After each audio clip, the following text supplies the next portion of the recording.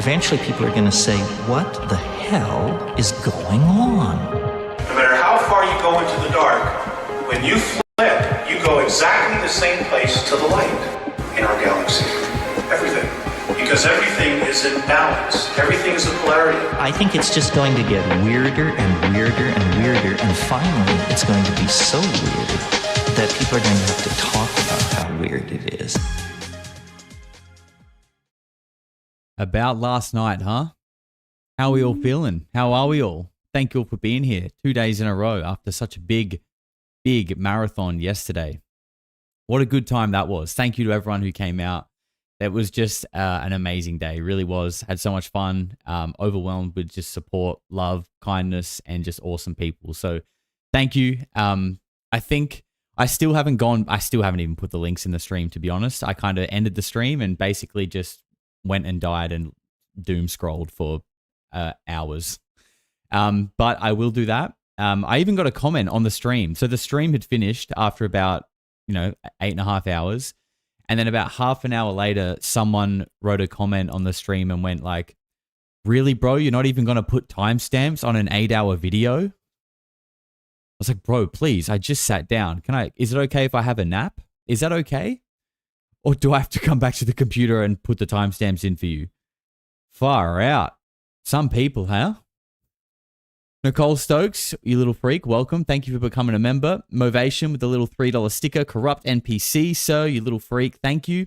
Jack Howe, celebrating 3 months, says, freaking love you, Josh. Best of luck with your travels, dude. Wish I could do the same, but unfortunately, I'm well and truly imprisoned by the system.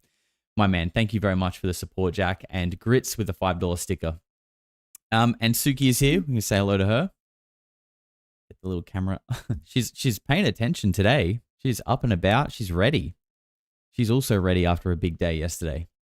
Yeah, no napping. I know. How dare I? How dare I take a moment off, right? I will get to that, though. I will do all of that. For anyone who couldn't make the full stream, how dare you? Just kidding. It was 8.5 hours, so I understand. But we're probably going to clip up most of it and put the best bits over on Polarity 2.0. So that's linked below if you're not following the Clips channel. And yeah, obviously, just to quickly touch base on the big announcement, because we have a big show today. We're getting into the Arizona David Icke interview, which is, one of the most heavily requested interviews, I reckon, to be covered on this channel, which I'm really excited because I've never seen it, but I skimmed over it, and I think we're all going to really like this one. But just to quickly touch on the announcement stuff, obviously, at the end of the stream, I announced I'm going to be moving overseas. And I put out a video on my other channel, which is Josh Stradamus TV, which is also linked below, which is going to be kind of documenting my journey around the world and traveling. And, most of you guys were really supportive of that, which meant a lot to me. And, the big thing that I kind of mentioned in that video that was the hard thing was like, what am I going to do with this beautiful little piggy here? And, I still hadn't found a place to put her. And I still don't have anything locked in. But honestly, the amount of people who reached out after that was just insane. Like, not even just people from Australia, but like people in England, people in America are like, yep, we'll take her. You know what I mean? Like, it's just crazy. It's just crazy. Now, obviously, if it was as easy as that, I'd just take her with me, right? But look, there are some options have popped up from the Polarity family, which I'm just so grateful for. So we're going to be exploring those in over the next week or so. And there also were a lot of people like jumping at me. I mean, if you go read the comments on that video, like there are, and I expected this, to be honest. And to be fair, maybe I didn't explain it well enough, but I got some comments on that video like, wow, man, you're just going to ditch your dog. You're just going to ditch her, bro. Like she grew the channel for you, bro. You're just going to ditch her. Look, I don't know if I didn't explain myself well enough, but no, I'm not ditching her.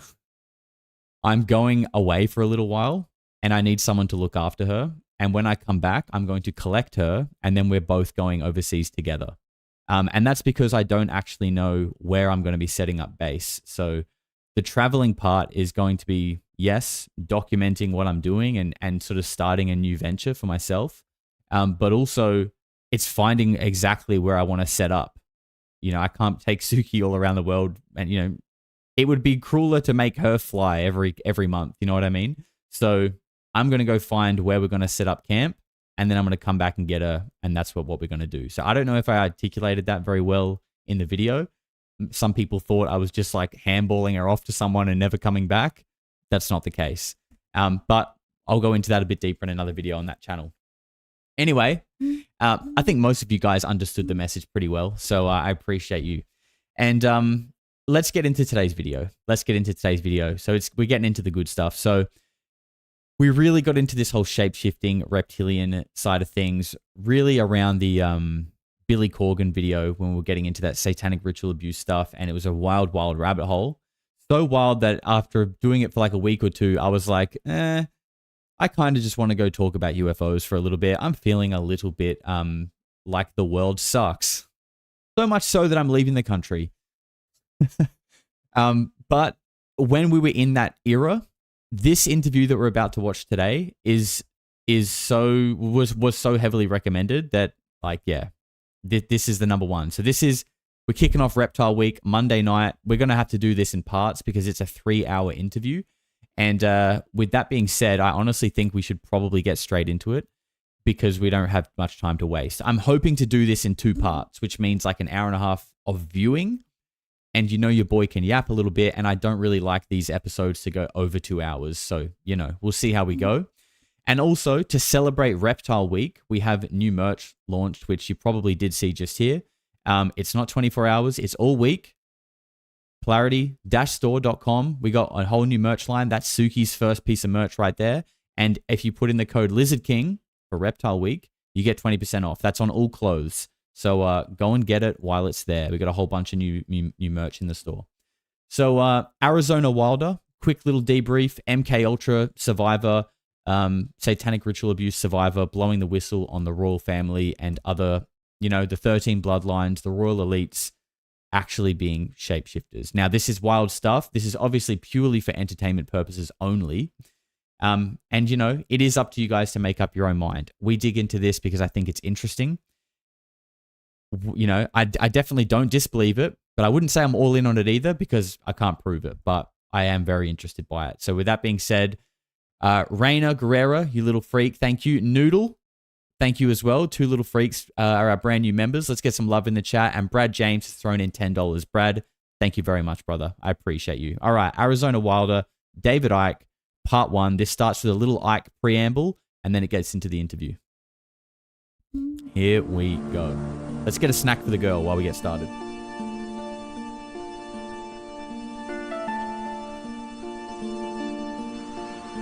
Hello and welcome to the City of London, a city within a city. People think about London as the great metropolis that we all know, but within it is something called the City of London. It goes back many, many hundreds of years, and it's the epicenter of the global financial system, if the truth be told. It's more than that, however.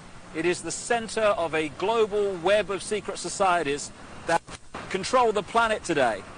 And they come from a series of interbreeding bloodlines which you can trace back to the ancient Middle and Near East thousands and thousands of years ago. And the staggering truth is that these interbreeding bloodlines under different names have increasingly controlled planet Earth from that time to this, never more so than today. In the next few hours on this video, you're going to be introduced, if you've not already read the book, my book, The Biggest Secret, to some staggering, stunning, and I'm the first to say, bizarre information. The basis of the video is an interview with a lady called Arizona Wilder, who was brought up and mind controlled from almost the time that she was born to eventually, as she did, conduct satanic rituals at the highest level of the satanic ritual network, involving some of the most famous people on the planet. But we'll get into that as we go along. It is bizarre, and that's not even the most bizarre aspect of this story, which I'll come to as we progress. But the bizarre just happens to be true. And this video is... What if it's all real? I know the audio isn't great, but you know that's what happens when you get videos from the '90s, guys. It's not as good as it was. It's not the same as 20 years ago. Designed to be a companion to my book, The Biggest Secret, and you'd get more out of the interview with Arizona if you've read that book. But what I'm going to do to start with is just set up a few basic background details that can allow you, if you've not read the book, to follow the story and the revelations that Arizona is going to unfold for us. As I say, this is not just a City of London financial district. It is the center of a global web. It is the spider in the center of the web, as I expose great detail in The Biggest Secret and a previous book, And the Truth Will Set You Free. For anyone who doesn't know, by the way, the City of London, when he's saying the City of London, the City of London is like a small suburb, if you will, or district is probably a better term, within London itself. And it's like got its own rules. I'm pretty sure it has its own police force. And it's kind of like the Vatican. It's like its own country in a way. It operates under its own set of rules. And this is basically where the world is ran out of. This is like the bankers, the big money, the global elites. It's all within the City of London. But like no one really talks about that. But it is true. It has its own set of rules. They play by their own playbook. What the basis of that shows is that all these apparently different companies, banks, insurance companies, political parties, actually at the top of their pyramids interlock and are controlled by the same few people. About 13 families run the world, and offshoots of these bloodlines under different names. Just give you an example and a little guided tour of where we actually are, because that's a good example of what I'm talking about. Behind me is the Bank of England. This was created in a charter signed by William of Orange, who became William III, the King of England, in 1688, 1689, and he was one of these bloodlines. And from the moment that he took the throne, then the whole thing started to really epicenter in London. This is when the spider at the center of the web really moved in here. So we've got the Bank of England behind me, which was created thanks to William of Orange and the people that controlled him, because these guys are just puppets, of course. Over there we've got the NatWest building. It's one of the big clearing banks in England. If you just come around this statue, which I'll come to in a second, behind me there is the Mansion House. That's the centre of government in the City of London, this city within a city. And at the top you'll see the red cross on the white background, the flag. It's the flag of England, and that symbol goes back right into the ancient world. It was the ancient sun symbol of the Phoenicians back in the ancient Middle and Near East. And the Phoenicians had a number of deities. One of them was called Polarity, the female. One was called Barat, the male. Polarity and Barat became Britannia and Britain because the British culture was brought here by the Phoenicians about 3000 BC and after. And also they had deities, the Phoenicians, called St. George of Cappadocia, who killed the dragon. That became St. George of England, and that's, of course, the flag of St. George, the red cross on the white background today. Also, the Christian deity called St. Michael was an ancient Phoenician deity long before Christianity. So the Mansion House, the centre of government, is a very, very powerful place. We go around here, we've got the Royal and Son Alliance Insurance Company. The banks and the insurance companies interlock, and as a result of the fantastic amount of wealth that they can move around the financial markets every day, these interlocking organizations control the world financial system. Where does David Icke get all of his info from? Is what I always wanted to know. Me too, Brandon. And because it's interesting, right? Like he says all these things and like they're interesting, and at this point, you know, I don't really doubt them. But to me, it's like, well, prior to listening to this, you know, we believed what was taught to us in school from like the mainstream history books, right? That was just told to us, and we're just like, okay, that's what's being told to us. Guess I'll believe it. And then you kind of work out that like a lot of the things that we're told is not necessarily true, or like a bending of the truth, or just completely fabricated entirely. And then you have someone like David Icke coming forward, but now he's just saying it too.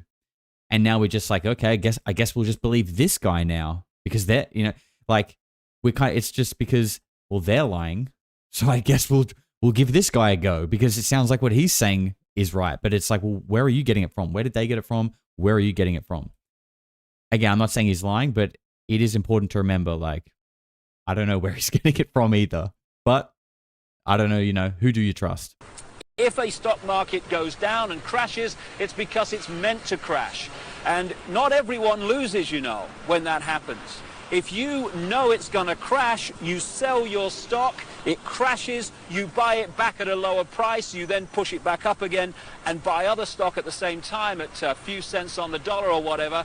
And that means that a financial crash can actually lead, if you know it's coming because you're creating it, to an amazing expansion of your holdings and your wealth. Over there, we've got the Lloyds Bank building. That's another one of the big clearing banks, which all interlock and are controlled by the same people. And then there we have the Royal Guardian Exchange building, another major insurance company, which, like I say, interlock with all the others. And then we come back to the Bank of England. Now, this financial center, along with places like Wall Street, where the bloodline families interlock again, the same people run America as run Britain, as run Germany, etc. They have funded many, many times both sides in wars. And ironically and sickeningly, behind me, opposite the Bank of England, in the center of this square, is a memorial to those who died in the 2 world wars. Let's just go and have a look at that. What happens in terms of creating wars is a technique, a mind manipulation technique that I called in my books problem, reaction, solution. And it works like this. A classic. If you want to introduce something, say centralization of power through the...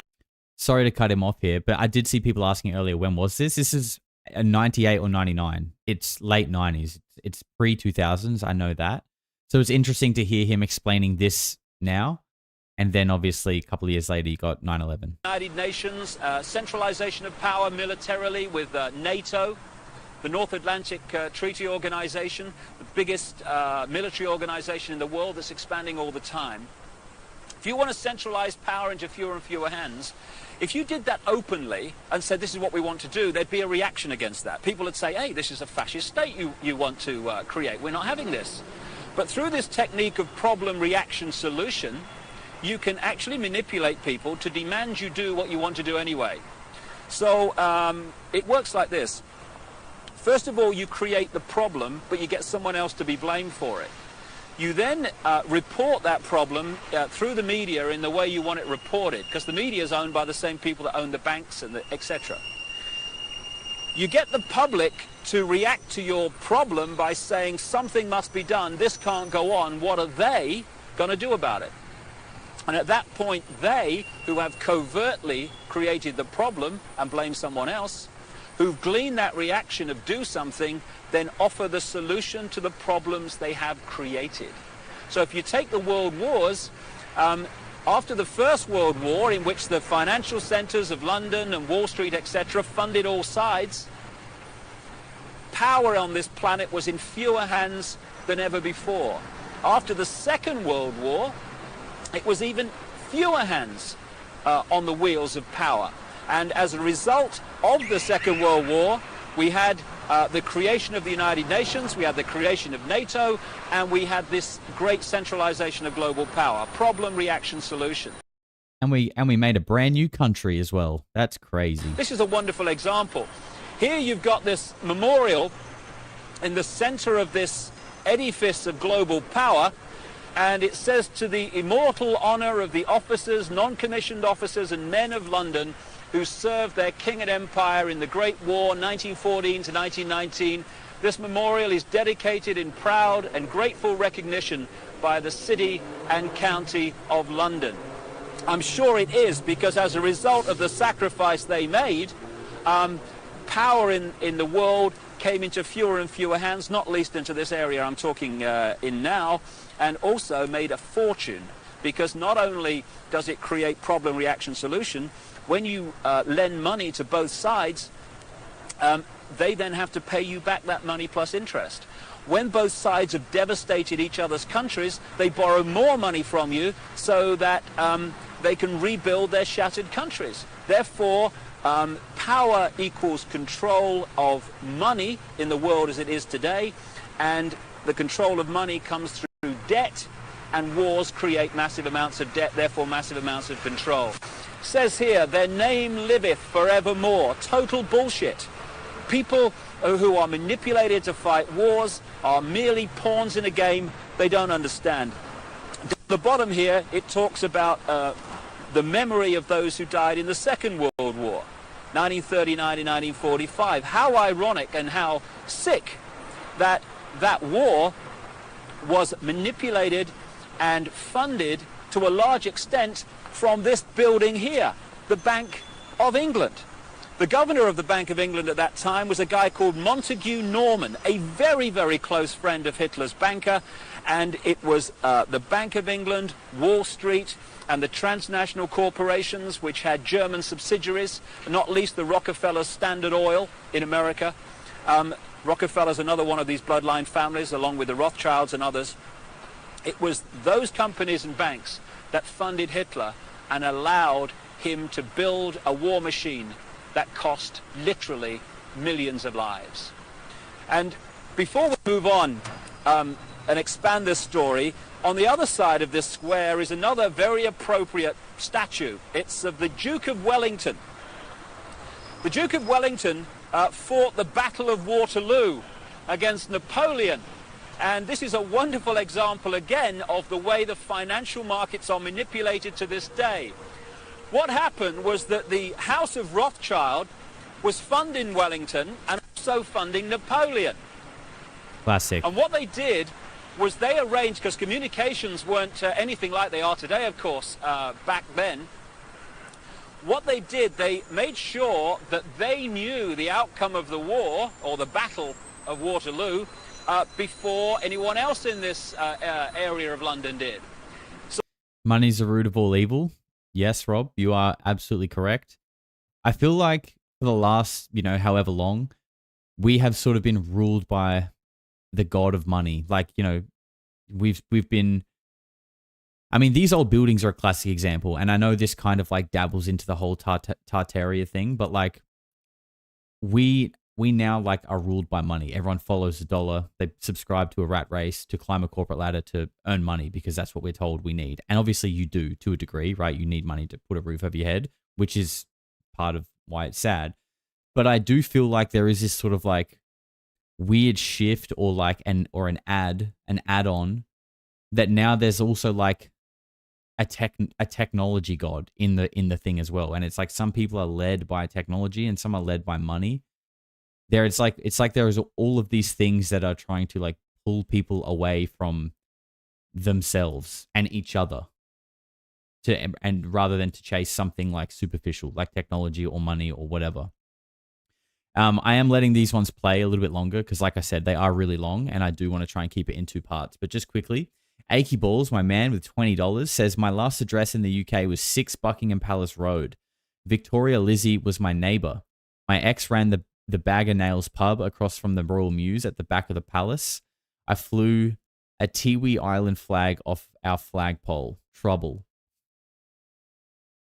Brother, I never know what to think with some of your messages. I don't know if you're trolling. I don't know if you're telling the truth. But did you see any lizards around there? Do you have any inside intel on any lizard suspects around the palace? Thank you, bro. All that I know, $2 says, Josh, you traveling alone or with someone? I am traveling alone, sir. And Michael Gibbons says, started my journey with this video in 2005 or so. Interestingly, Coast to Coast just uploaded an old Icke interview with Art Bell discussing this too. There you go. It is, what's it called? Cultural conversions, something like that. And all that I know also says, how old is Suki? Suki is 7.5.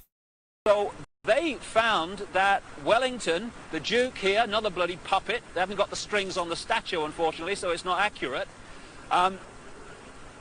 They realized that Wellington had won the Battle of Waterloo. What they did, however, was put the rumor out in this area that Napoleon had won the Battle of Waterloo. As a result, there was a panic, stocks fell, there was a crash. What were the Rothschilds doing quietly, secretly? They were buying up all the stock they could at those crashed prices. And then along came the real story. Wellington had won the Battle of Waterloo. As a result, the panic was over, all those stocks rose in price, and the Rothschilds were not only fantastically richer, they owned vast amounts more of the economy of this country and in a much wider area of Europe. So the manipulation of the financial markets, that's just an example. I hear you, bro. I from hear the you. last century, is very much going on to this day. And it's manipulating your life, what your money will buy, and indeed if you have any money at all. And I'll just finish at this location by focusing yet again on the Mansion House. Arizona Wilder, the subject of this video, conducted satanic ritual at the highest level, and we'll come to that in detail. You'll see that in the interview.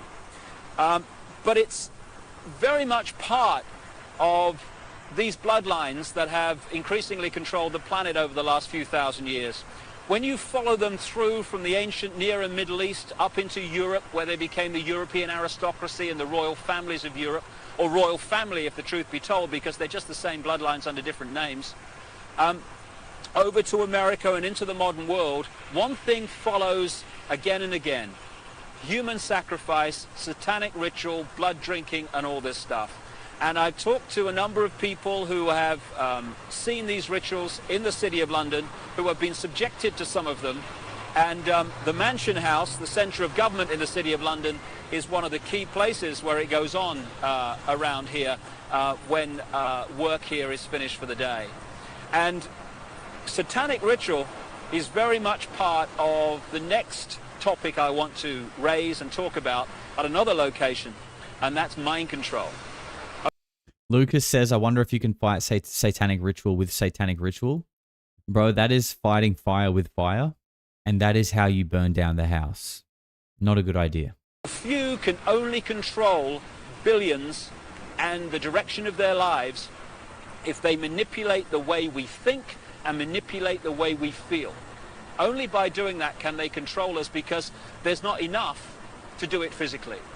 And so mind control is the foundation of how it's done, and we'll talk about that at the center of global mind control, at the center of the network that generates it, and that's the Tavistock Institute, not far from here, yet again in London.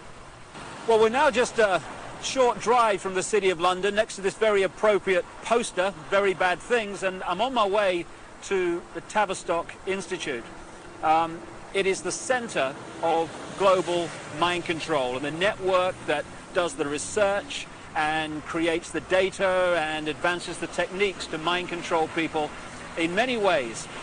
When you think about mind control, you might think of the Manchurian candidate and some robot with a gun. Kill, kill, kill, kill. But mind control is much bigger than that. If you take the definition of mind control to be manipulating the way people think and therefore behave, then the question is not how many people are mind controlled in the world, it's how few are not. Because every time you read a news story which is slanted to get you to see the world, a person or an event in a certain way, and you accept that slant and take it as truth, you're being mind controlled. Every time you see an advertisement and it persuades you to buy something you don't really need, you're being mind controlled. Yep. So all these different techniques are used all the time to get us to think and behave the I think about two and a half beers deep, I went on a big rant about that yesterday, actually. Maybe somewhere around in the 3 or 4 hour mark. Yep. way this few, this clique, this elite want us to. Problem, reaction, solution, getting us to react to events and demanding solutions, the solutions the elite want us to demand. That's also mind control. So mind control is a vast, vast subject. And you know, in the streets of the cities of the world, or the towns of the world, you get these people with the clipboards that are asking you questions called opinion polls. Well, we're led to believe that these opinion polls are to get a feel for what people want so that we can give the people what they want. No. Overwhelmingly, those opinion polls are designed to find out if the programming, the manipulation of the public opinion, of the collective consciousness, is actually working. So they'll ask your opinion on various subjects, and if 80% say, yeah, we think in this certain way about this subject, okay, the programs work. Brilliant. Imagine going to London on your holiday and having David Icke as your tour guide. That's so funny because I've been to London and I've done walking tours, and it's literally just like this. It's literally just like this. Like, you walk up to like Westminster and then they turn around and they're like, oh, here's Westminster, blah, blah, blah. Imagine if he turns around and you've got David Icke going, yeah, this is where they do satanic ritual abuse and mind control people, and this is where they run the entire world and fund World War II. Both sides, by the way. People would be like, what the fuck? What tour is this? This is the truth tour, baby. Welcome. Take a seat. If only 40% think that way, then the question is, the manipulators ask, what more do we have to do to get more people to think the way we want them to think? So mind the gap. It's all about mind control and emotional manipulation. That's how it works. And we've just reached a point here, a military establishment. The Honourable Artillery Company headquarters, SAF. What is the military? What is the training for the military except fundamental mind control? I like young Icke. He's got a bit of life about him, got a bit of zest in him. It's good. I like it. What happens when you go through the training, especially in the elite organizations like the SAS and the Parachute Regiment in this country, or the Delta Forces in the United States? It is to get human beings to give their thinking processes away to those in the peak caps that have more stars or more stripes on their arm. And you want people in the military to so give their mind away that when someone in a peak cap says, shoot this group of people, then without saying, well, why, or what have they done to me, or whatever, it's all over. Yes, sir. Yes, sir. The yes, sir mentality, mind control. And He's if not wrong. Those people had a drink with the opposition, the opponents, the enemy, they'd probably get on fine. But they don't get to that stage, because when the peak cap says shoot, they shoot. They are mind controlled. And this is what the military is about. Remember, guys, when we did the S4 deep dive and Wendell Stevens was talking about how they indoctrinate the S4 sentries to the point where they're so patriotic that they start crying watching the American flag get raised? This is the same kind of shit. When you're that indoctrinated, you will just do what you're told, as long as you're told that it's for your country. And you don't need to, like, a justification for that. If your superior is telling you, like, this is for the betterment of your country, you don't ask questions, because remember, in the military, you're not allowed to ask questions. You just do what you're told. Brainwashing. So you have mass mind control, you have individual mind control, and I'm just going to now walk just around the corner from here and take you to the headquarters of global mind manipulation. Mind control has been known about for a very, very long time. And to understand many of the things that Arizona will be talking about in the interview, you just need to explain one of the fundamental techniques of mind control. It's called trauma-based mind control. There is a mechanism in the mind that shuts out the memory of trauma. You know, when you have a car accident and you can't remember what happened before, the trauma of the actual accident, and immediately afterwards? That's because the mind puts an amnesic barrier around trauma. Now, that's very, very good, because obviously we don't want to keep reliving and re-remembering severe trauma, like accidents and horrors of that kind.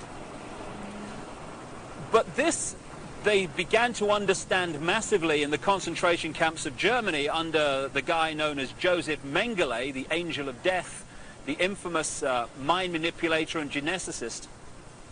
They began to understand that if you could systematically traumatize someone, particularly before the age of 5 and 6, then you could turn their mind into a honeycomb of self-contained compartments, amnesic barriers.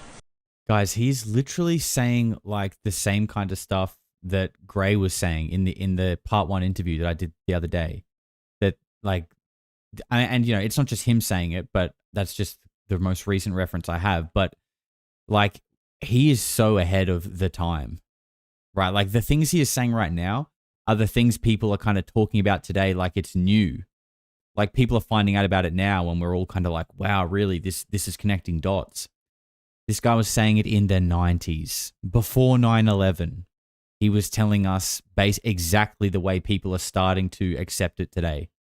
Which were unaware of the existence of the others.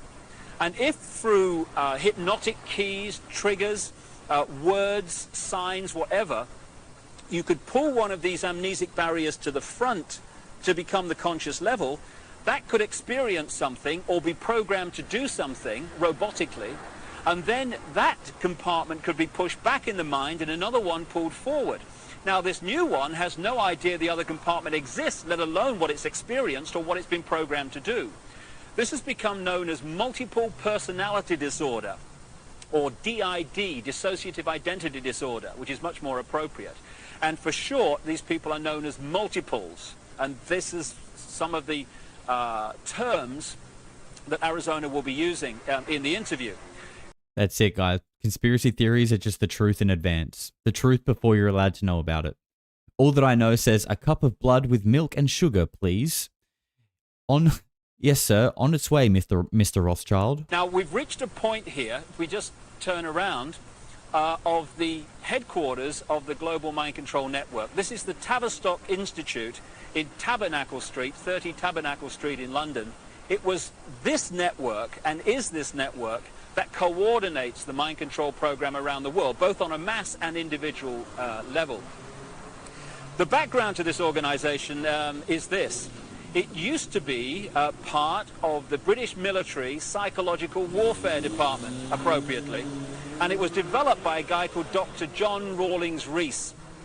And other parts of the network were established around the world. Stanford in America is one of them.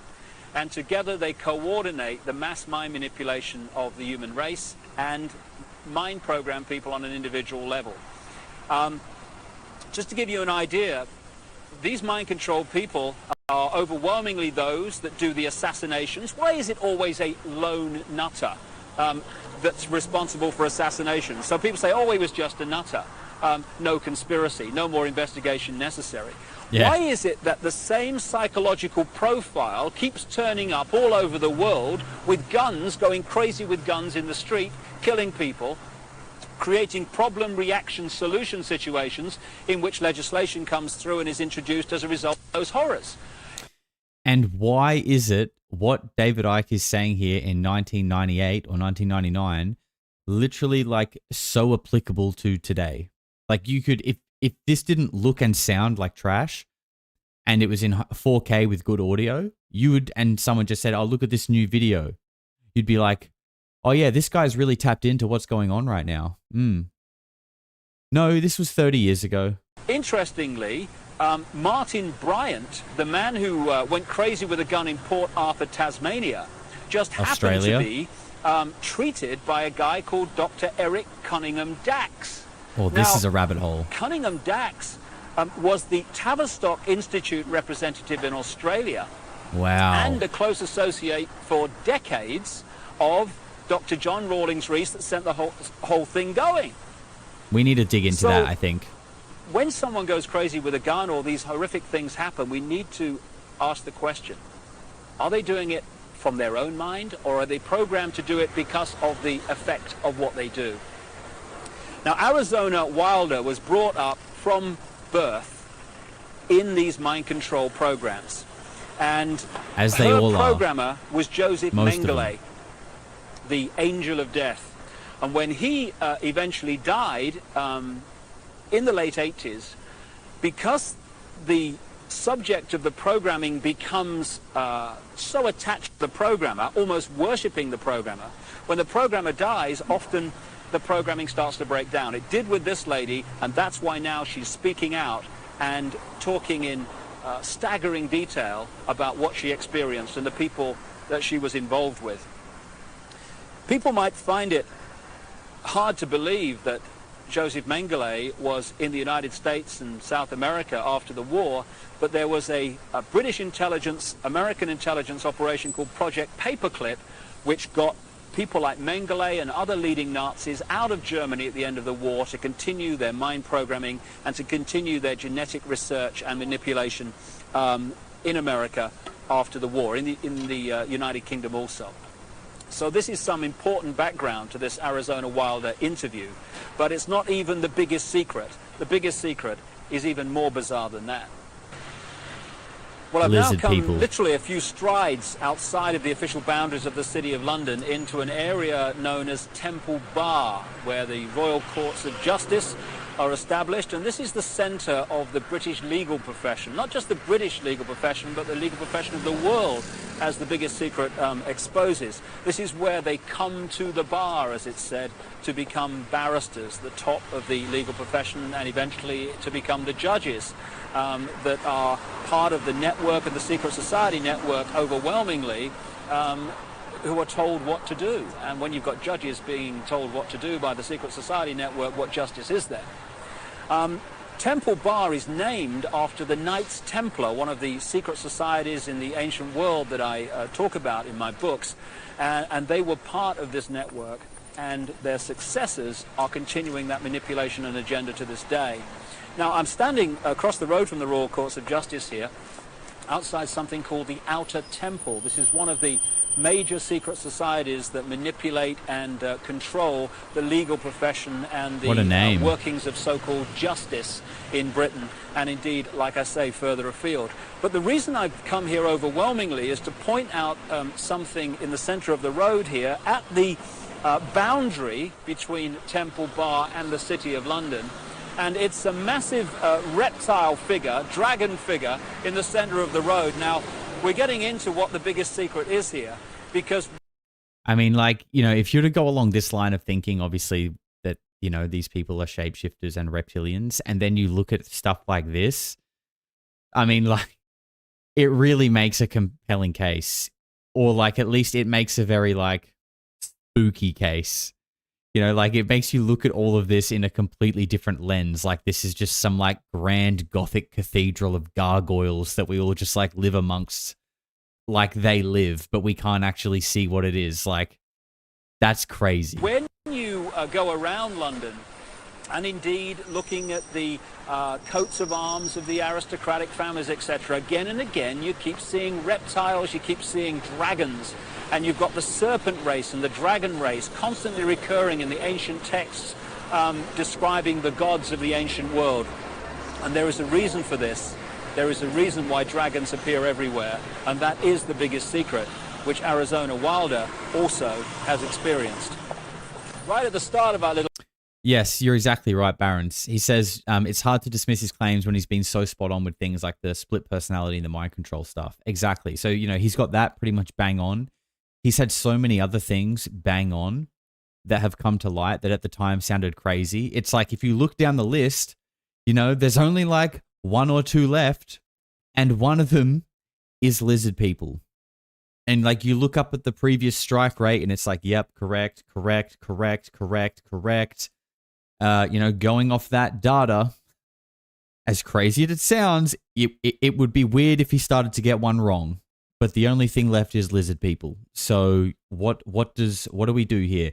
And there are statues of lizards out the front of the City of London. Yeah.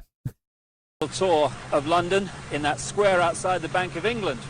It's also possible to see again this same theme that keeps reoccurring of flying dragons, of flying serpents.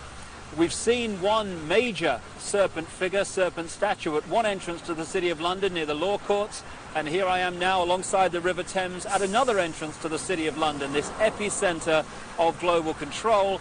And what do we have to signpost the fact that you're entering the City of London?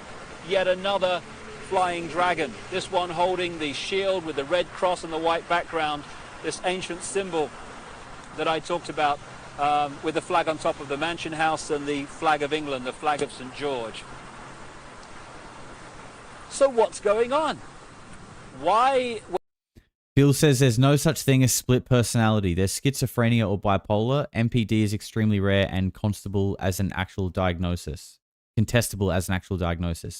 There you go. That's Dr. Phil in the chat, guys. If you've got any medical problems, he's got your direct answer covered and sorted. Just go to him. When you look at the ancient accounts of the ancient gods, do you again and again see this reoccurring theme of the serpent race, the serpent gods, the flying serpents?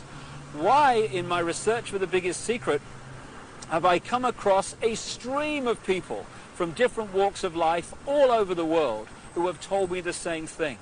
That they have seen, to their astonishment and amazement, they've seen key people in positions of power just demanifest from being a human physical form and become before their eyes a reptilian figure.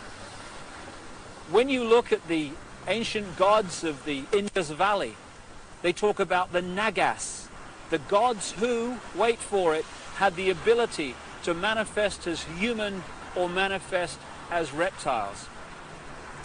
This is absolutely vital to understanding parts of the Arizona interview, because she has experienced exactly this. I think we're just about to get into it now. The background to what's happening is quite simple. This three-dimensional world that we appear to live in is only one frequency, one dimension of existence. We have a frequency range which we can perceive. We call them the physical senses. Bro, so ahead. Outside of that range are other frequencies, other dimensions of existence and life that are sharing the same space that we are. In the space that my body is occupying now, for instance, are all the radio and television frequencies broadcasting to London. I can't see them, they can't see each other, they're not aware of each other because they're on different frequencies. Only when the frequencies become very close do we have what we call interference on the television or interference on the radio. And it's the same with creation. We live in conscious terms in this three-dimensional world. So this is our reality, this is what we perceive, but there are other dimensions. And the one closest to this is the fourth dimension. And staggering as it may seem, and you really have to read The Biggest Secret to see the immense supporting evidence for this, a reptilian race from this fourth dimension is the source, or one of the key sources, of the manipulation of this world. Back in the ancient world, again documented endlessly in so many parts of the world, in ancient texts and legends and accounts, are the stories of how this extraterrestrial race interbred with humanity, creating hybrid bloodlines. And when you do the genealogical research, you find that it is these human-reptile hybrid bloodlines that actually have occupied the major positions of power through the history of the last few thousand years, and today are in the key positions of power, running the banking system, the business system, the politics, the military, etc. And Arizona Wilder, who had no idea of all this other information coming towards me in researching The Biggest Secret, when I met her, she said and told me about how at various satanic rituals involving the most famous people in the world, she had seen them again and again turn into reptile figures and then come back again during the ritual. I got a call from the head of an organization in America called Parents Against Ritual Abuse, who told me again from her experience how many of her clients who had been subjected to satanic ritual had reported the same story of how the participants had shape-shifted, as the term goes, from human to reptiles and back again during the ritual. And one of the key areas, one of the key families identified by Arizona Wilder in her accounts is one not too far from here, and it's very famous indeed. And that family and that bloodline live here, or at least partly live here. Buckingham Palace, one of the many palaces and homes of the British royal family, the House of Windsor. They're seen as We're really getting the full lizard tour before this interview starts, aren't we? I'm not mad about it, but he's thorough. And just to pick up off with Dr. Phil, he says that I'm a mental health worker and a trained therapist. There you go. He's a doctor. You heard it here first. There is no such thing as multiple personality disorders. It's a fake conspiracy theory. And Robin Laird actually makes a great point and says he's ignoring the fact that St. George and the Dragon is part of British heritage. So I agree, and this is one of the things that, you know, I think of as well when he's saying that. But then it makes me wonder why. Why is the dragon part of British heritage? Do you know what I mean? Like, yes, I agree, it is, but why? Why is a dragon significant? I don't know. I think it's a question worth asking, right? Given this conversation. Questions of the establishment, the British establishment, but in fact, the Windsor bloodline is not British at all. It's German. It's really the House of Saxe-Coburg-Gotha. And on Prince Philip's side, the husband of the Queen of England, he's a Mountbatten, which is really Battenberg. Again, another German line. In 1917, they changed the name from Battenberg to Mountbatten, from the House of Saxe-Coburg to Windsor, because at that time, you may recall, the German nation and the British nation were knocking hell out of each other in the trenches of northern France. Yeah, sorry. I think I might have interrupted that and I didn't even catch it if he did say it. But just in case you didn't, I'm pretty sure what he's talking about there is the Queen's husband, who's now dead. I'm pretty sure it was Philip. I'm not great with the royals. But he was like a Nazi. This is like a crazy piece of law that I only learned like recently, within the last few months. Prince Philip, you know, the one that basically looked like he was dead, but he was still alive. Like they were wheeling him around and it's like, is that a corpse? Is that a corpse or is that Philip? You know that one? He was like literally a German import from the Nazis. Literal Nazi. His sister, I'm pretty sure it was his sister, was like married off to high-ranking Nazis. And yeah, his last name was Mountbatten and then they changed it to Windsor. Even Wikipedia will tell you that. But then if you go down Wikipedia, it kind of says like, oh, but he wasn't really, he didn't like the Nazis and, you know, he came, you know, they've got some like whitewash story and, you know, maybe it's true, but also like probably isn't, given that it's Wikipedia. And it was good PR from the British royal family's point of view to just change their name to sound more English. And this is just the farce and the facade behind so much, or behind which so much goes on.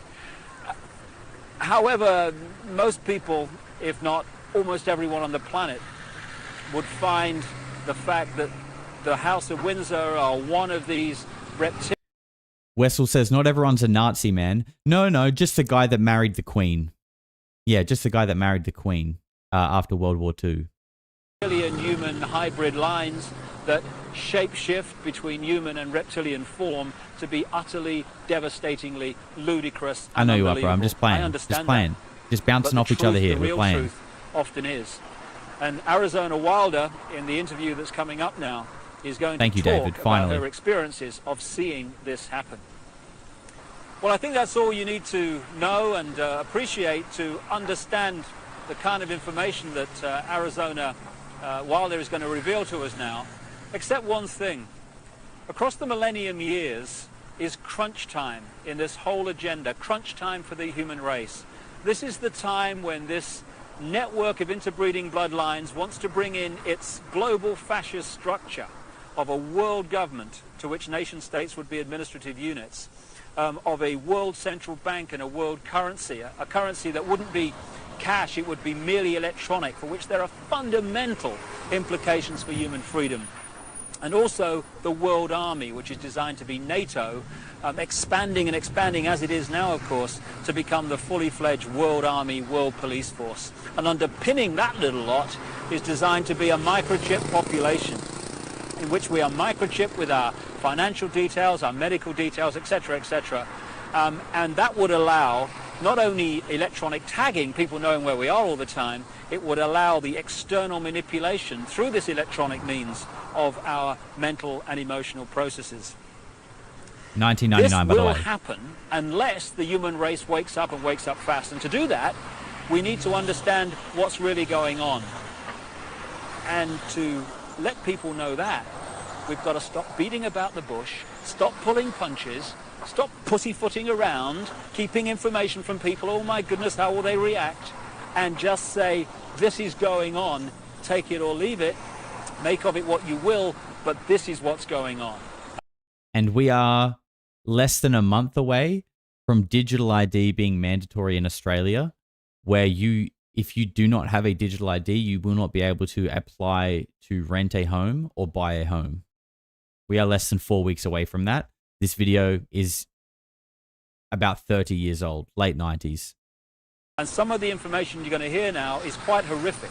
But if we don't know about it, what can we do to stop it and to change it? So what would be the chances that he's right about the digital ID and all the banks and all the other shit, but but the reptile stuff? Nah, you're crazy. You're a lunatic. You got that one completely wrong. Even if you're only half right, like even if the fact that like, oh, they're all lizards, even if like he's half wrong, but it's still kind of true in some way, that's still pretty reality shattering. And everything else has been bang on. So even if this one's only half right, it's still pretty significant. I spoke to Arizona Wilder in Los Angeles, and this is what she had to say. All right, here we go. I did say there was a David Icke preamble. It went for nearly 40 minutes. The man yaps more than me. Okay, so because like I said, I want to get through this in 2 parts. I'm going to try to interrupt less than I normally do. Has it been okay when I've sort of been talking over them, like just quick little bits? Because I might do that if the sound levels are okay. But I want to just try and let the interview go for the most part, but I will jump in here and there. And just before we get started, let's catch up here. Andy, Aussie, $5 says, sometimes I wonder, David knows so much. I wonder if he's not a reptilian. I wonder if he's not a reptilian expelled by his own kind and started exposing them because he's angry. Damn, like a scorned ex-girlfriend, huh? Maybe. All that I know says I saw a green orb that changed. I saw a green orb that changed into a green, red, and yellow drone on Saturday night, 7:20 p.m. north of Perth, WA, and have videos. My man, chuck him in the Discord. And Daria says DID is real, but is also faked for attention. The negative stigma around it is disgusting, and there are a lot of assumptions. Absolutely. I mean, that's counterintelligence, right? Find people saying the truth, speaking about things you don't like. Get an asset in there that acts like one of them, i.e. like a Corey Good type, that just takes that story but makes it way crazier and then makes all the NPCs be like, haha, see, that was all bullshit. Everyone who talks about that is a liar. It's like, no, bro, you're just listening to the intel asset. You're just listening to the guy that's actually spinning shit to discredit everyone else around him. Wake the fuck up, Mr. Fluoride. All right, here we go. I'm going to try not to interrupt too much. Well, Arizona, can we start at the beginning and can you tell us the story of what's happened in your life from the very start? Okay, what I can tell you is that before I started looking into my life, back in 1989, I was starting to have flashes of things, and my life was not what it seemed to be, which is why I started looking into it. And what I found out was that I had a lot of missing time, and a whole lot of missing time as to what had occurred in my life. And when I started looking into what had happened in my life, it was the only way that at the time that I knew, was to start going to see a therapist. Within a year, I was talking about memories of being sexually abused by my father, which was part of what was supposed to happen. And I was talking then, starting to talk about mind control issues, and I was talking about ritual abuse issues at the time, and I didn't have the whole thing put together. It's taken me years, all these years, it's taken approximately almost 10 years to put this together, what has happened to me. And in the process, I have lost everything that I ever had in my life, and anything I held dear in my life. I was bred for this role that I fulfill, and it was planned from before my birth, and it was because of the bloodline of my mother's family, which comes down through Ireland, but before that it began in France. It was through the Marquis de Stac, which he came to Ireland and changed the name to Stack, and then I was chosen, and the birth was planned. My parents were forced to move down to this area for the reason that the High Council is down here, which is, there are 6 councils of 13 in this country, and the High Council is down here. We're talking the United States? The United States, yes. And so from the time that I was a baby, I was being abused and traumatized, and on purpose, for the mind control that they need someone to go through to do whatever they say, to be as just a puppet in that they can control every move. And you don't remember, I didn't remember a lot of things, because I have, as a result of all of this mind control, split off many parts that all hold memories, hold feelings, hold programs, hold information, and I've been working very hard to pull all of that up, and it's been a long, slow process for me, because there don't seem to be a lot of people in the field that I only felt was the only way I could go was psychiatric and psychological. They don't seem to know what is really going on, and I believe that a lot of them are afraid of being sued should they suggest something, and so they cannot lead or suggest, and it's been a process of me having to trigger myself to remember, and be around people that can help me with that can't really be touched by the False Memory Syndrome Foundation. So what happened? You say you were abused as a child as part of this compartmentalizing of your mind. What went on after that, as you got older? Well, they start with wanting to make you an obedient slave at first, and so they do a lot of sensory deprivation, they do a lot of sensory overload, and they switch between the two, and they do out-and-out torture. They take a small child and they electroshock. In my case, it was electroshock to the brain, and they would take away my chance to sleep. They kept me awake for many hours at night, would not let me sleep. And I was also told things, as this was before the age of 5, I was told things such as, they would make me drink water, and they would say, if you pass urine, you're going to have to drink it. And they would make me drink it.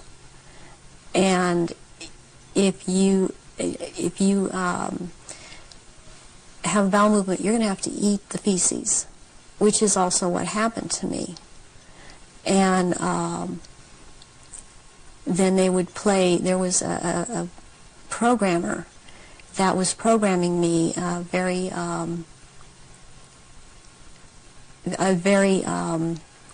infamous person in history who actually has been in this country, and he was known as Dr. Green. Who he actually was Dr. Mengele from Joseph Mengele from the concentration camps in Germany, and he was kept, or he stayed a lot at China Lake Naval Weapons Station out here in Southern California, the papers in the desert Nazis, area. they all got and I new would be names. around this man a lot, and he used to tell me that the scar that he had on the left cheek of his face was actually from, he was into fencing, and that it was from that, but actually the scar on his cheek was from one of his own programming techniques, that he would put a child in a box and with a sword and tell the child to defend the box, even if it meant his own death. Then he'd tell another child to break into the box, and which this child would do, and then the other child would then jump out of the box and shove the sword or the lance straight through the other child. And at one point he got into it where this child actually got him in the face with the sword. And he would wear a huge emerald ring on his left hand on this middle finger, and he would twist this emerald around and for programming, and he was into using long colored ribbons of different colors, and you had to choose a certain ribbon, or you were given a certain ribbon, and that meant that this certain thing was going to happen to you. And it was like picking sticks out, or drawing sticks out of a hand, out of someone's hand. I saw games of Russian roulette played where it was chosen beforehand that a child would die, and the child would put the gun up to his head and pull the trigger, and this child would end up dying. But it was meant to scare all of us, keep us in terror, as there were many other children that were around me that went through the same thing. I have run into people from my childhood that have known me, and I've recognized their names, and even if they change their names and change their hair color, as I have done, they have recognized me, or I have recognized them, and I know their name, they know my name. There isn't any way for this to have happened. It's just beyond coincidence. And when you get older, I mean, they start taking, this programmer in particular, Mengele, would take me to rituals. I went to rituals with him all over this country, and in Britain, and in France, and it was known by intelligence agencies in this country that this man was here. They brought him here. Is that Project Paperclip you're talking about? Yeah. Through the OSS. And my family, or my so-called family, are all DID. They have not. They are very well programmed, and they have not sought help. They have not gone in and tried to figure out what's happened. They believe they've had this certain kind of life that they've had, and as far as they are concerned, I am crazy. And they have much different memories of what I have, and I was always told certain things by my parents that my sisters were never told. And biologically, I have to add at this point that my mother is my mother. I am not biologically related to my father. And this has to do with the bloodlines, and his was considered impure. And this is all about purity of the bloodline. And that is why I am involved in this. There are people that are involved in this that it is not so much because of bloodline, but they have the ability to dissociate and be used as slaves by these people. You say that you come from a certain bloodline, and there is this obsession with bloodlines that this Brotherhood Illuminati have. Why is that? Because Again, just quickly, we said this the other day, like all of these different people from different countries, survivors speaking out about mind control, they all also speak about bloodlines and purity and certain bloodlines having or being more predisposed to like certain abilities or being able to split their personality or their consciousness, being more susceptible to that. Like again, to me, that's almost evidence in itself. Like the fact that all these different people are all saying pretty much the same or very similar things who don't know each other. It's like, okay, are all these people all of a sudden going the same crazy? Or is there maybe something to it? Even if it's half true, even like that's still like a lot. Even if it's half true, it's a lot. Or is as the mainstream would have us believe, all these people are just spontaneously going crazy and telling the same lie for some reason. Because, who doesn't want to go on an interview that gets broadcast to the world and say, I ate my own shit, right? No one does that. No one's doing that to get Instagram followers. No one's doing that to sell a book. Just think about that. Who's doing that? Why? What first started coming out was about the Aryans,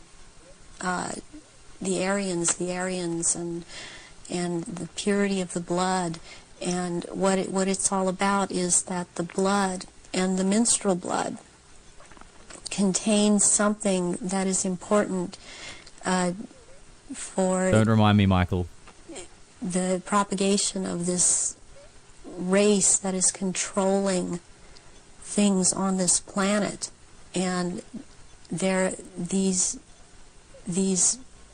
people that are in the organization that the Council of 13 is under and they have something called the Grand Druid Council or the Octagon, they're called the Illuminati. And the Illuminati are actually run by these 13 bloodlines, which are all of the royal families in Europe and in England. And they need the blood because they are, in fact, not human. They take human shape. They are reptilians. Here we go. And they need the blood. The blood helps them maintain their reptilian shape, and it helps them maintain their sanity, and it helps them to live in this world because they are not from this world. Does that... Sorry to interrupt again, but, she's talking about the royal family, and the one thing that I just can't get over is how in tight Jimmy Savile was with the royal family, and how he also had like open access to like a children's hospital and was a prolific pedophile and was best friends with the royal family, procuring children. And Prince Andrew's photographed at Epstein Island as well. Like, there's just too much smoke here. There's just too much smoke here for me. Relate to what the Nazis call vril power and what the Hindus call the serpent power in the blood? Yes, the blood has something. It has something in it. It has secretions from the pituitary gland and from the pineal gland, and it has a very strong drug in it that they also. I mean, this is the one that keeps them from going crazy, and it's like heroin or like endorphins, and it's much stronger.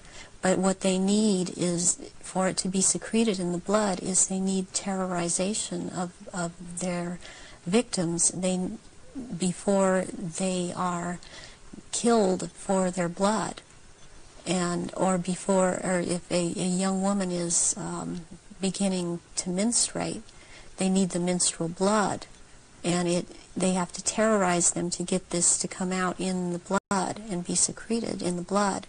Is this the what other people have told me about, that at the point of great terror, like the point of sacrifice, there's an adrenaline that enters the bloodstream?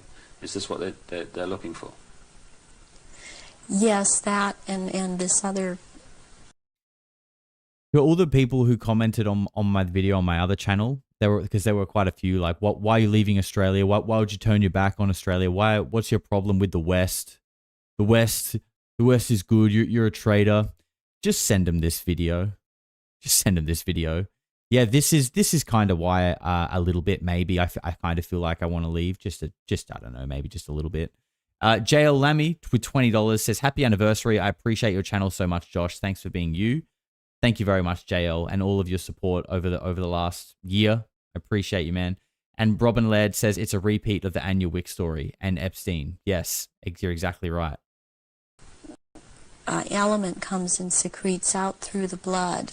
This all comes out through the blood. It happens everywhere, at that though. Time, and it's at that point they more are in the actually West. staring into the eyes of the head of at some of these rituals, or at a reptilian. They are staring into the eyes of this person, and they're held. It's a hypnotic gaze these reptilians have. And I'm sorry to interrupt. A lot of people are saying it happens all over the world. Maybe, but I'm sorry. I've been to a lot of places all over the world. I've been to a lot of places that are not in the West. Obviously, you don't see this stuff happening yourself, but in some of these other countries, it feels different. There is a different vibe to the people that you are surrounded by. People don't stare at their feet as they zombie march their way to their 9 to 5 in a grey concrete jungle, staring at their phone or miserable. People are different. They're more filled with spirit. They're filled with joy. They care for each other. There's community. These other countries, it's like they're not infected with this like consumerism disease that the West is, which is obviously not exactly what we're talking about, but like these countries are different. They really are. And it holds the victim in an absolute trance, in a trance of terror, and then they are killed at that moment as they are staring into their eyes. And not only do they can't hold their shape when this happens. The human shape they cannot hold. They go back into reptilian shape as this is happening, because it's like an animalistic type of that too, Ricky. Excitement of the kill. And they oftentimes they will just rip into the victim and eviscerate them and start eating the flesh of this person too. And the fat from the intestinal area is highly valued, as they use it on their skin. And they drink the blood, and the blood is highly sought after, and it goes according also to rank within these creatures, as to who gets what when. And their sacrifices have increased in the last, it started increasing in the early 80s. The amount that they were doing is increased. And they use a lot of druidic holidays to do this, but they have other days too.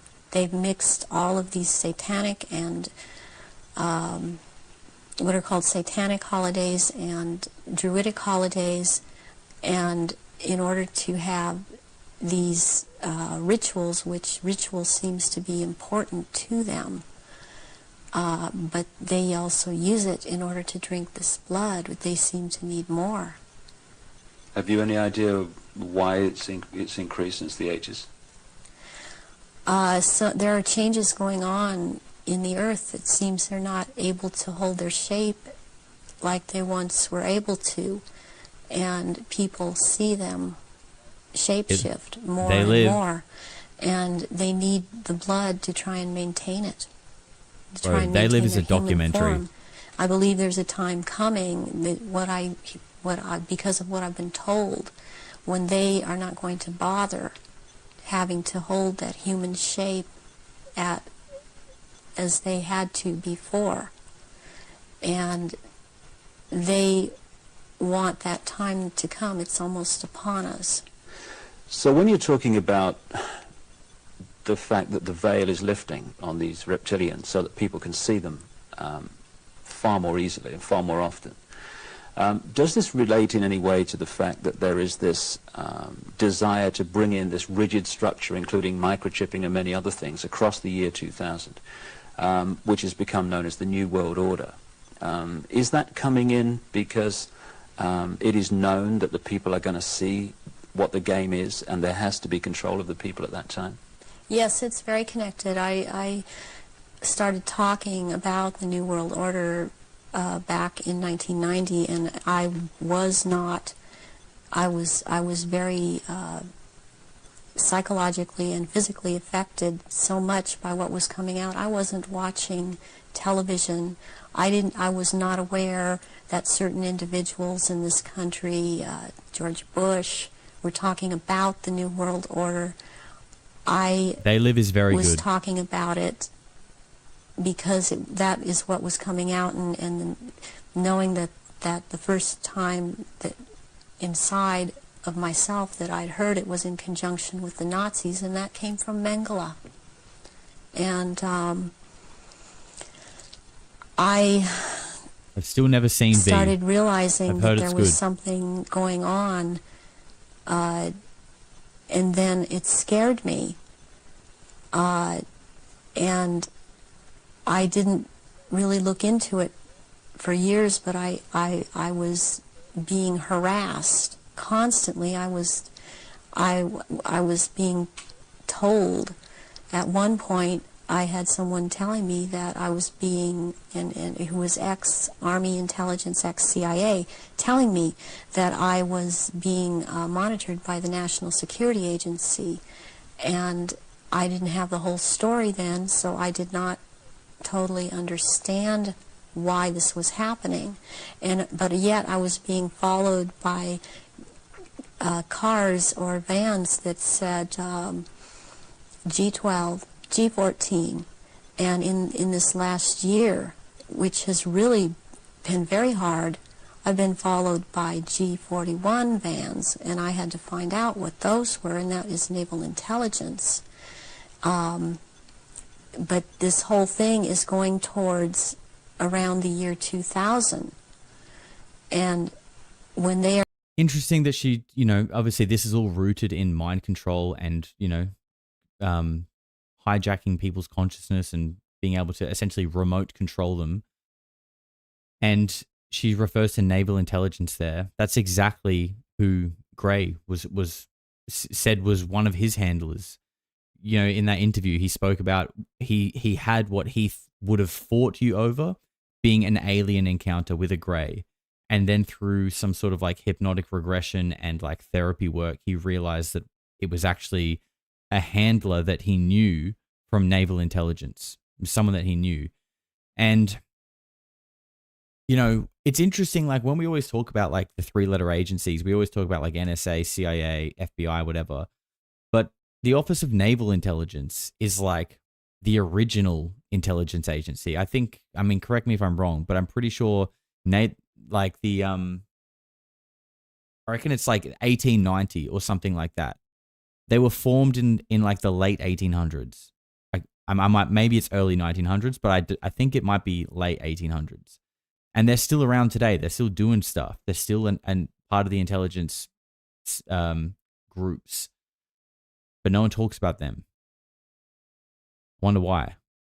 They're going to establish themselves openly as a new world order, and it's headed toward that.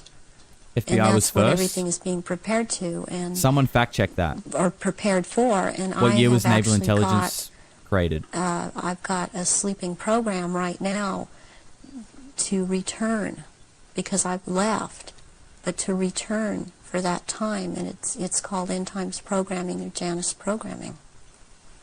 And Janus relates back to Nimrod of Babylon.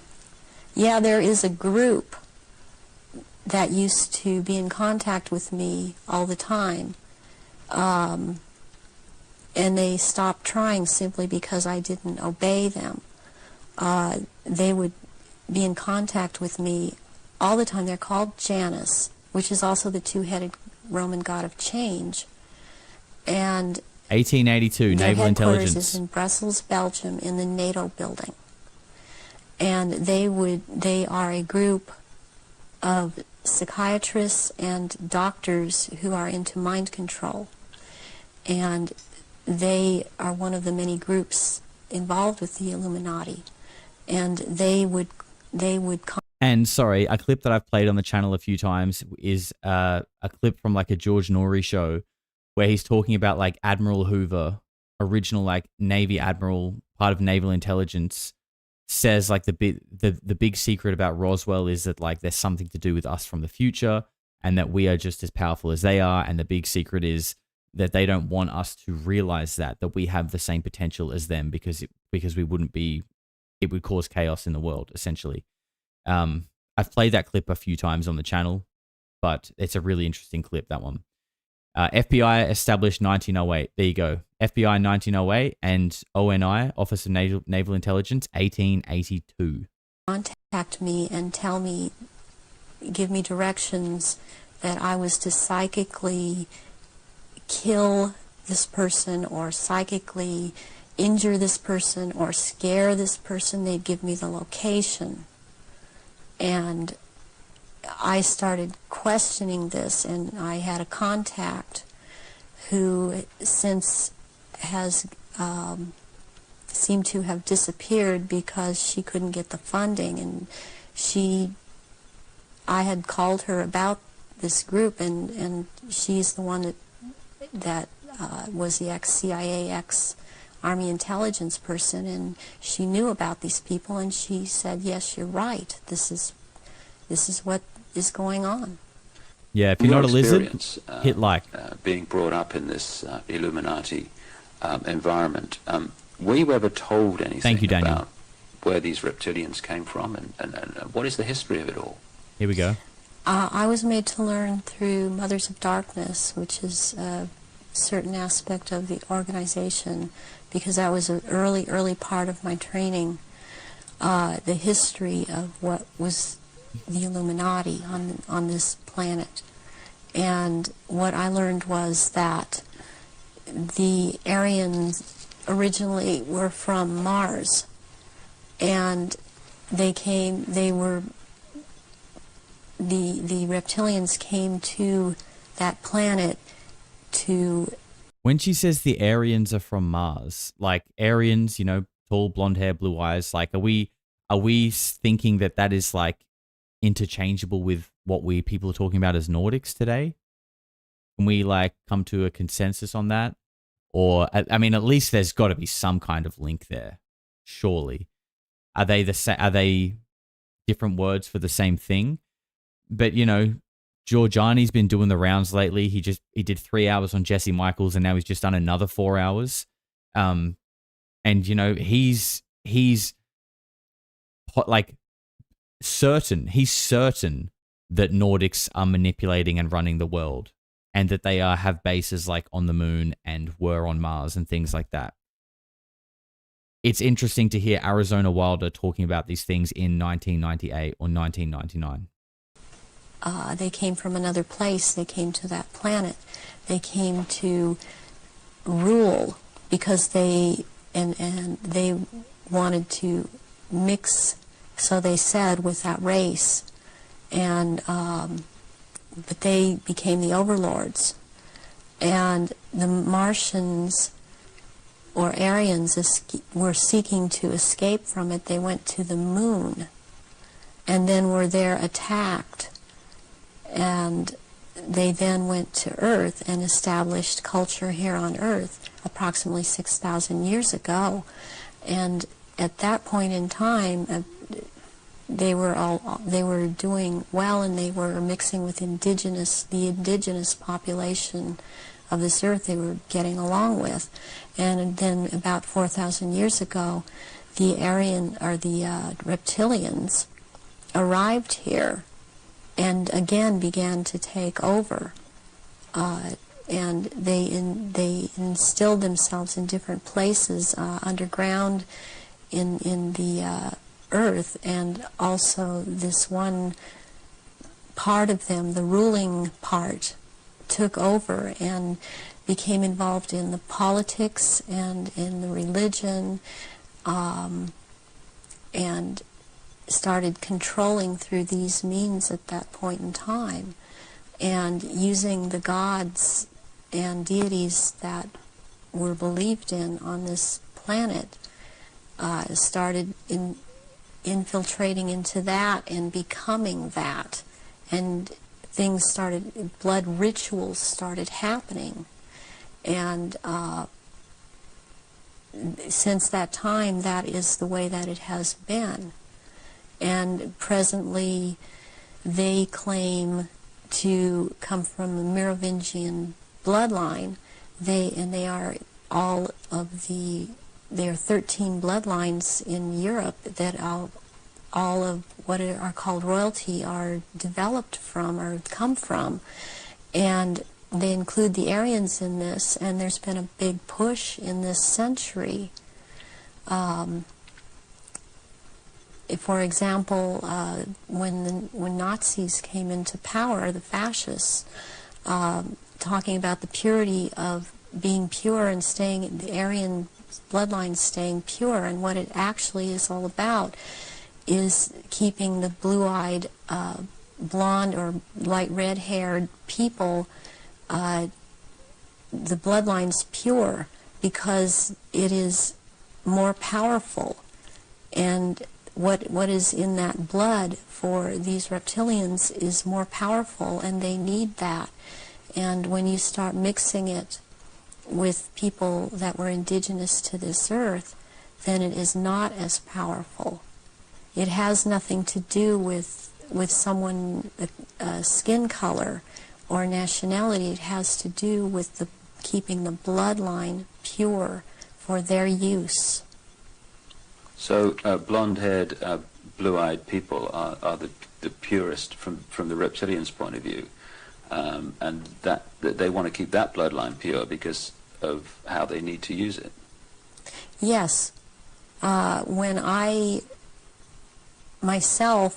realized that it had to do with blonde hair and blue eyes, I could not do anything about my eyes, and I am not able to wear contacts or I would have brown eyes. But one thing I did do was cut my hair off, because that was part of the rank I was. My hair was down to my knees, and I colored my hair darker. And there were times when after I did cut it off, they had gotten to me, and so the hair would be light red. But that is being in compliance with them. And I did not want to be in compliance to them. I want to expose them, and this is part of it, and I won't be what they want me to be. When you look at some of the ancient accounts, like the Sumerian texts and many other accounts, they talk about the gods interbreeding with humanity. Is this relevant to the reptilian way of infiltrating the human race? Yes, it is, because human beings all through the ages have accepted gods interbreeding or being accepted as humans, and that shows in Christianity, it shows in Judaism. It also, they have used Egyptology or the Egyptian religions a lot, and the present head of the Illuminati, Yep. Just look around, compares himself a lot with the Egyptian god Osiris and Horus, which is Osiris reborn. and also with the Arthurian legends of the Round Table, and he has a name. The name that he carries from that is Pindar, which actually means phallus of the dragon. Wow. I remember when we looked at the Max Spears interview, he spoke about Pindar, and I was asking you guys, like, what is that? Who is that? And you guys were telling me that he is meant, yeah, it's like, well, I mean, she just explained it, but I'm pretty sure the explanation you guys gave was that he's like represents the leader, like the king of the reptilians, which is such a schizophrenic statement to say. But that is apparently what it is. Brad James, thank you, brother, for gifting a membership. Appreciate you. Ashwack with $20. Thank you, man. Very generous. He says, good luck, Josh, on your travels and big move. Keep up the great work here. Thank you, brother. Appreciate that. Paul Keane, celebrating 1 month, says, love your work, Josh. All the best in Bali. Appreciate you, Paul. Thank you, man. And Juno with a little sticker, and Maggie as well with a little sticker. Thank you very much, guys. Let's keep going. And let's give Suki a sticker for being a good girl. And it has been quite dark, so, keep the spirits up. The other name, Osiris, he has carried because he takes the name at this time, the Marquis de Libero, which means the liberator of or from the waters. And the story of Osiris is that he was cut into 14 pieces and thrown into the River Nile. And the one piece, Isis found the pieces and put them back together again. And she could not find the 15th piece, which happened to be the phallus, so a gold phallus was made. And this is very important in this group in the Illuminati. This is important, and it's important to think that about the head of the Illuminati, because... And isn't there like a thing like rockets themselves are kind of meant to be like phallic representations? Like there's something representative of the rocket and its shape. And, Jack Parsons and his involvement in not just rocketry, but occult rituals as well. That and all of the stuff that he was into with Crowley kind of does have its roots in Egyptian mystery schools going all the way back. Like all of this stuff ties together. What comes from a golden phallus would be a superior seed for a race, and this is how this is what they are doing with all of these bloodlines to keep the bloodlines going. Yes, Andy, exactly.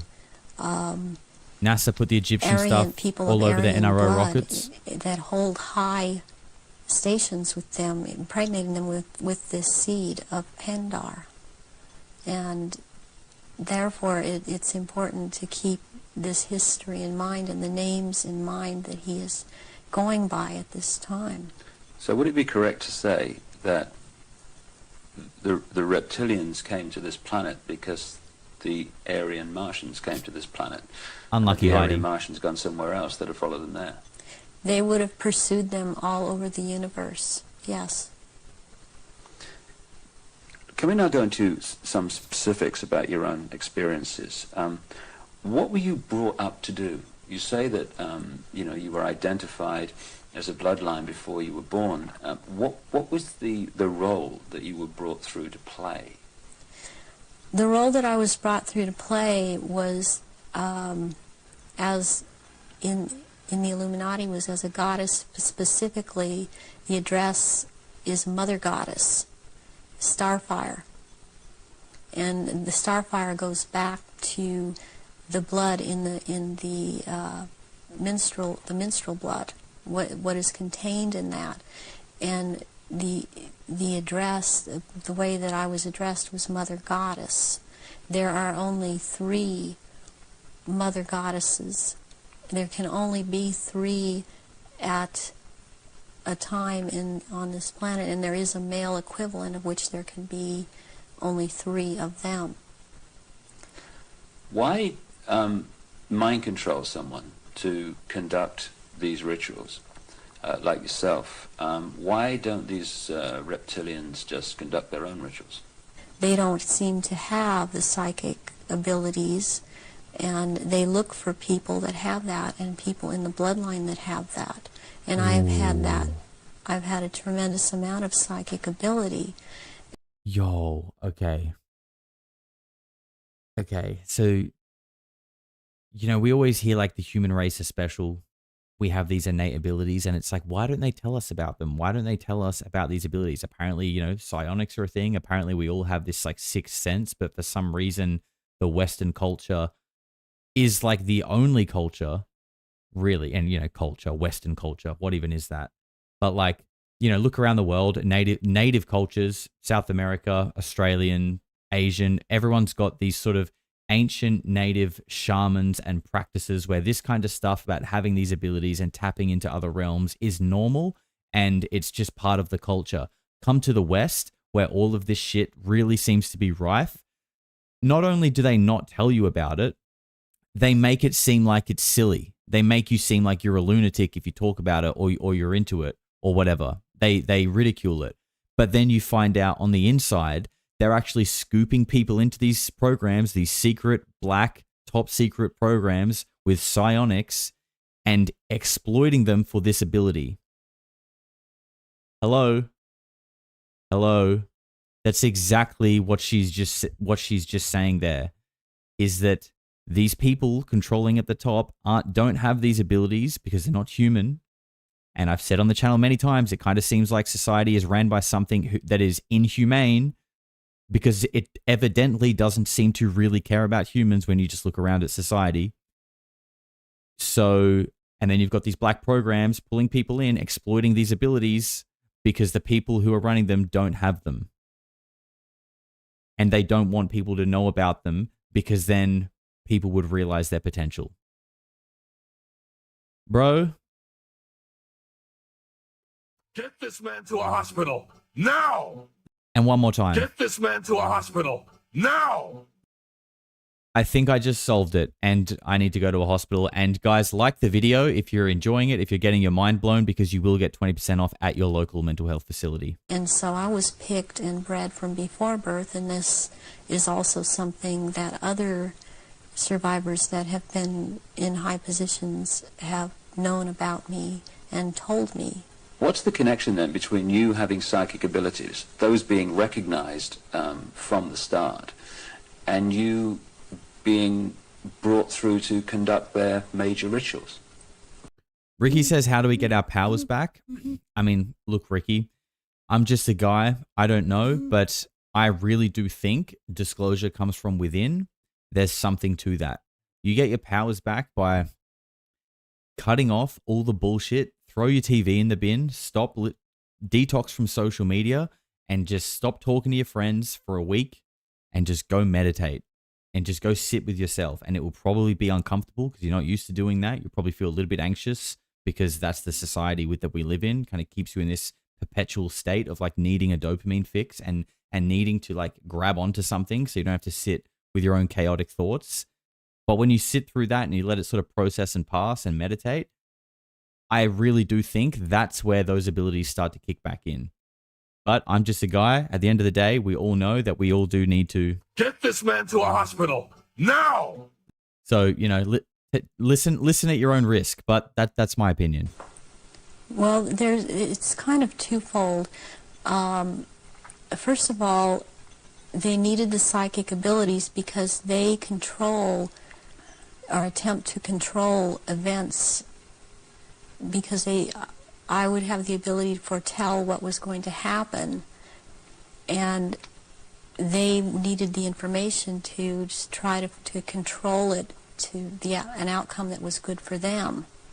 The second thing is that during the rituals, you had to have psychic ability. You have to be very powerful in that way to call out the old ones that are also reptilian, that come from another dimension. They actually they materialize from out of another dimension and are present at rituals, and they are so powerful, and their presence is there's such an evilness about them, and they want out of this other dimension.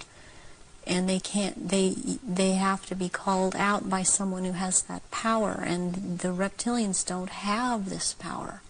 That's very important. That they don't have this power to call out these old ones that have to do with them. And yes, the mushrooms wouldn't hurt. Have, I agree. that the reptilians don't have, that means they don't have the power to connect interdimensionally, and some humans do.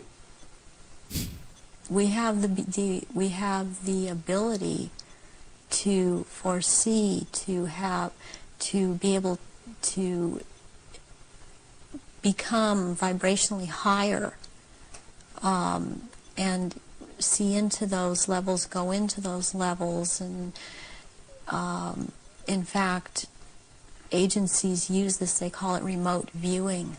To go, these humans have the ability to go into the past, to go into the future, to go to other places, to astrally leave their body, astrally, and to see things that we've always had this ability, and it's like having the third eye, which they don't have. They don't have this ability.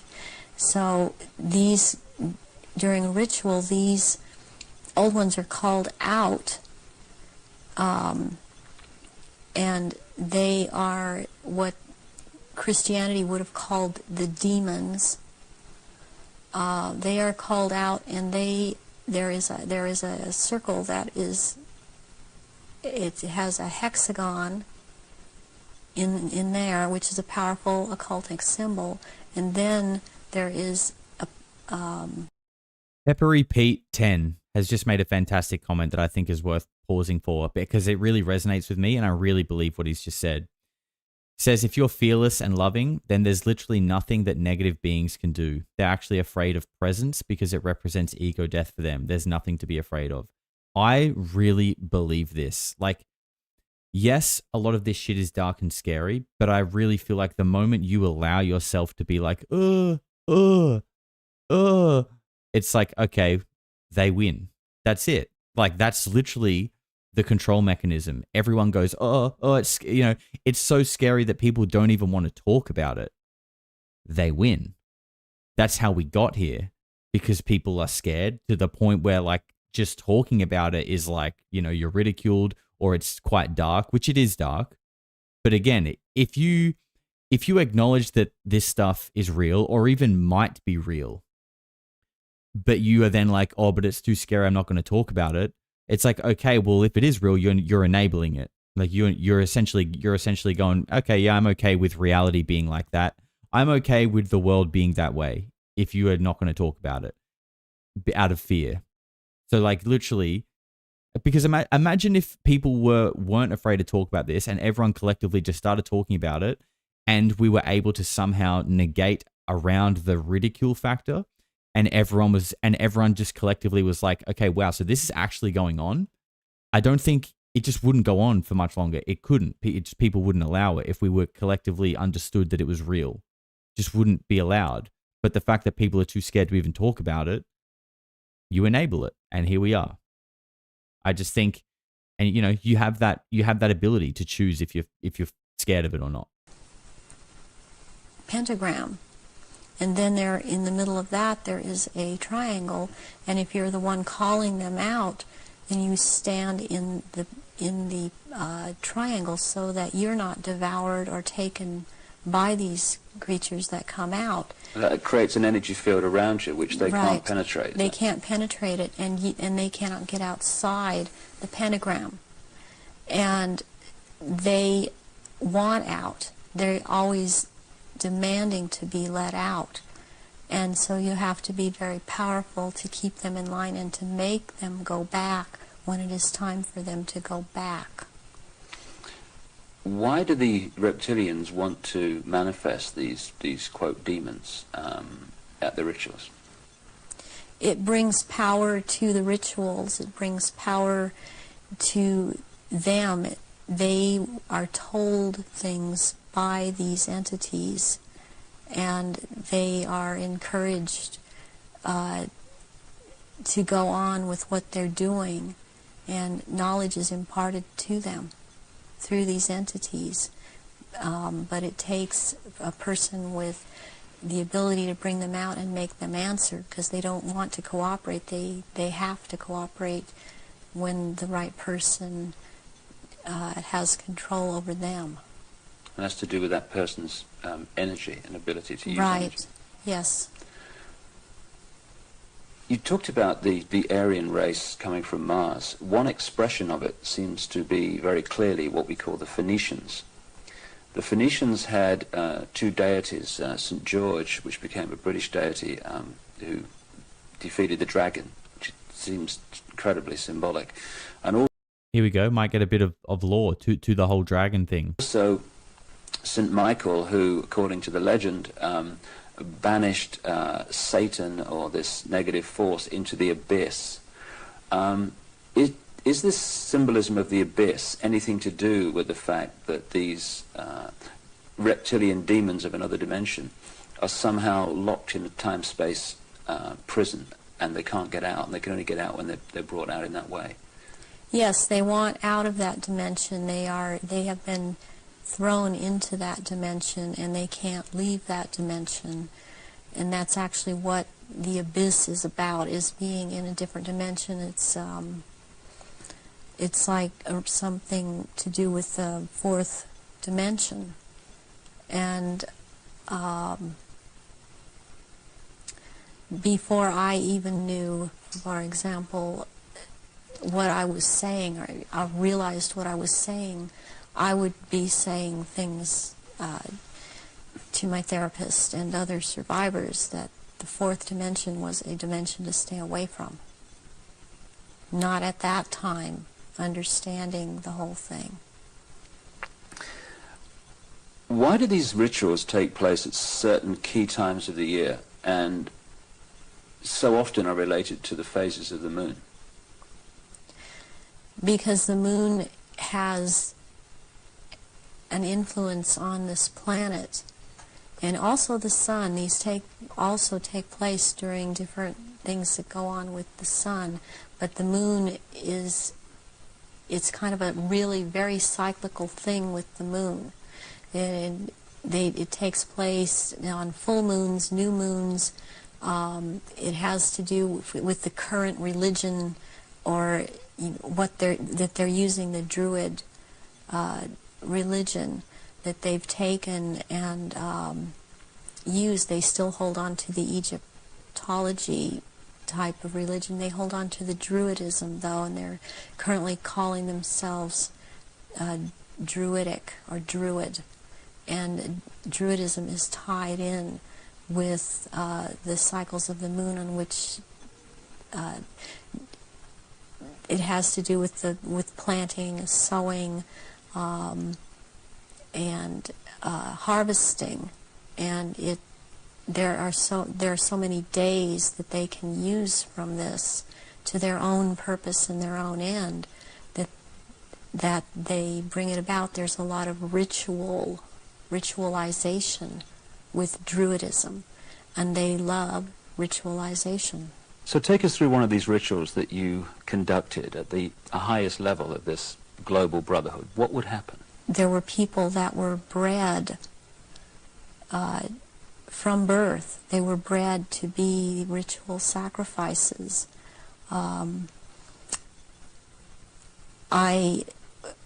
have a problem with what is said a lot today, especially by the False Memory Syndrome Foundation, that how could all of these people disappear, or how could all these babies be born? I worked with a nurse midwife. We did home births, and it's very easy not to register a child when it's born. And then they have these children that they're kidnapping and bringing in from other countries, and no one misses them because these are third world countries. And children they have the most energy, the purest energy, they're the highest form of sacrifice. And they will terrorize these children and mind control these children. And in rituals, by the time they're brought into rituals, they may be drugged, or they may not be drugged, or they may be in an altered state because of the mind control. And they are used as actual blood sacrifices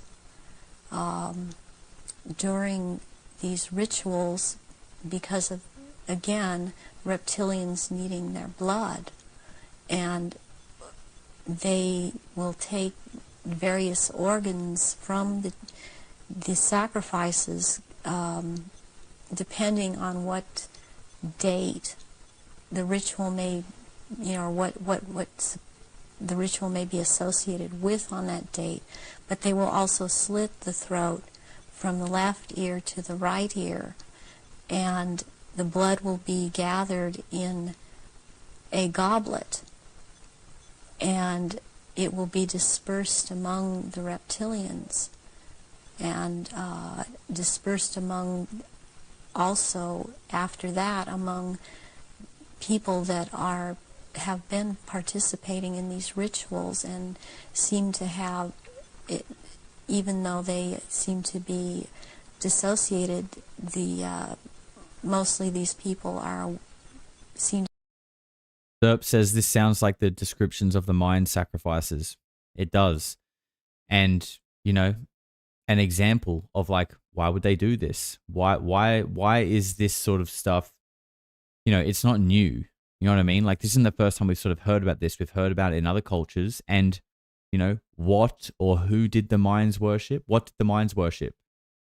What did the minds worship? Anti-Gangster says, you mean Aztec, not minds? Dude, I'm pretty sure both.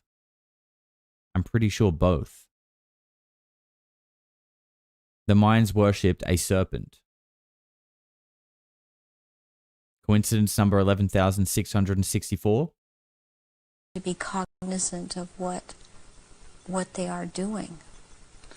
Are these rituals rare? I mean, how many are there that, say, go on a year? I mean, we talking hundreds or thousands? There are things happening every month of the year.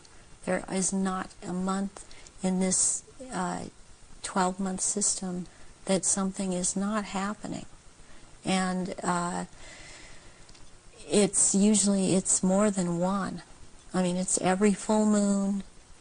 It's, and the very important rituals are the summer solstice and the winter solstice, and then there is the vernal equinox and the fall equinox. And there is Samhain, and there is Beltane, there is Imbolc in February, there is Lughnasadh, which is in the beginning of August. There's a whole week leading up to Beltane, and also leading up to Samhain, that's called Grand Climax. So May the 1st is Beltane. May the 1st is Beltane. Halloween, particularly in America, has become like a mini Christmas, almost like a holiday of celebration with a trick and treat and all this other stuff. But what actually happens outside the public arena that night of Halloween and into November the 1st? Away from the public arena, there's a ritual that's taking place in 6 different locations in this country for all of the councils of 13 in the area that I'm in. It is the East Side Christian Church on 7th and Temple Street in Long Beach. And it is for the High Council of 13. And in this country on that night, it is Satanic ritual. It's actually, there are 3 nights in a row at that church. The first night is Halloween. What happens on the night of Halloween?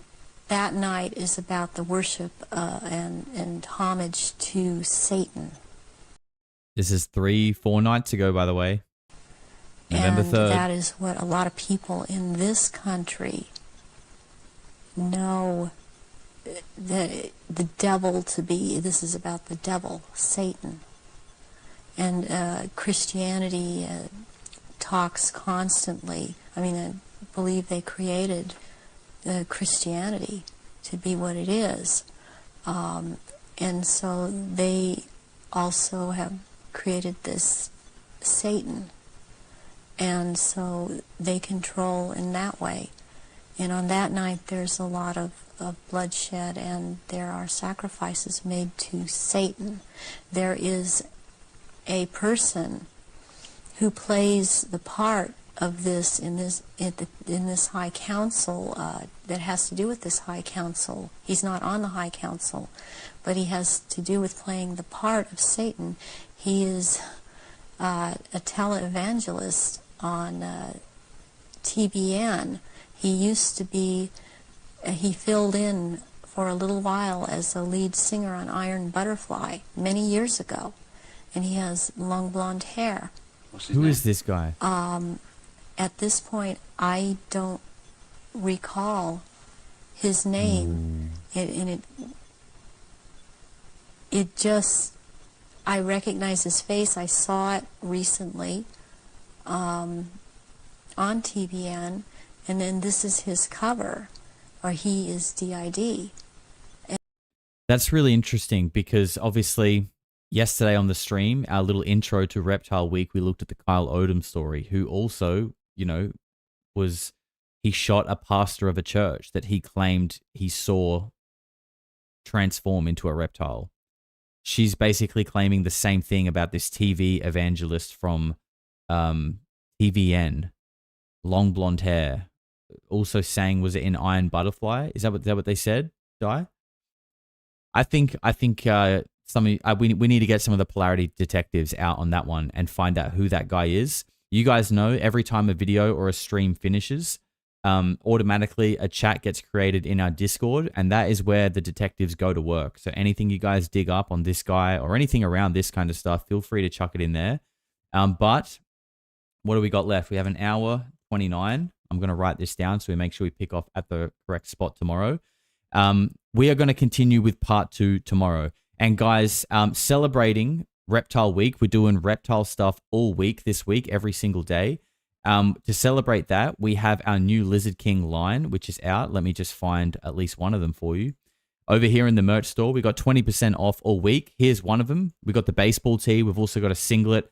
And there you see the iconic man himself in the fluoro blue and pink jumpsuit, which is just iconic. So there's 20% off all week if you use the code Lizard King at the checkout. Now, as well, for anyone who might have missed it, yesterday I put up a video on my new channel. One of the mods can link it below. It's called Jostradamus TV. It's linked in the description with a little announcement on what I'm doing, moving overseas and things like that. And just to clarify, again, anyone who maybe missed it, in that video, spoke about Suki with what's happening with her. And a lot of people in the comments, I think maybe just got a little bit caught up with their emotions, maybe didn't actually finish the video. And were like, oh, you're ditching Suki. You're going to just, you're just going to bail on your dog and go overseas. No, I'm traveling for a little while. Someone's going to look after Suki until I find where I'm going to go. And then I'm going to come back and Suki's coming with me. Okay. Look at this. Look at this. Look at this. You think I could just leave that? You think I'm just going to let that go? Mate, you're kidding yourself. You're kidding yourself. Go and get a tap water. Like the video and check into your local mental health facility because you need it. Sam Jacobs, sir, he says she seems almost hypnotized or controlled maybe. Yep. Very good detective work, Sam. I would say you are on the money there, sir. And 79 Juno has gifted 5 memberships. Guys, let's get some love up in the chat. And we've got a little surprise here to take you guys out. If you were on the stream, you would have heard this one. It's the latest banger created by the Polarity community. Shout out to Yoshi and Jared. I think we'll start changing it up sometimes and we'll start throwing this in the outro. But guys, thank you for hanging out today. We're going to be live at the same time tomorrow. Part 2, Arizona Wilder, to continue on Reptile Week. So keep being good, be kind. Remember, don't be scared. It's a choice. Do not be scared. Get outside, touch grass, and I'll see you tomorrow. Take care.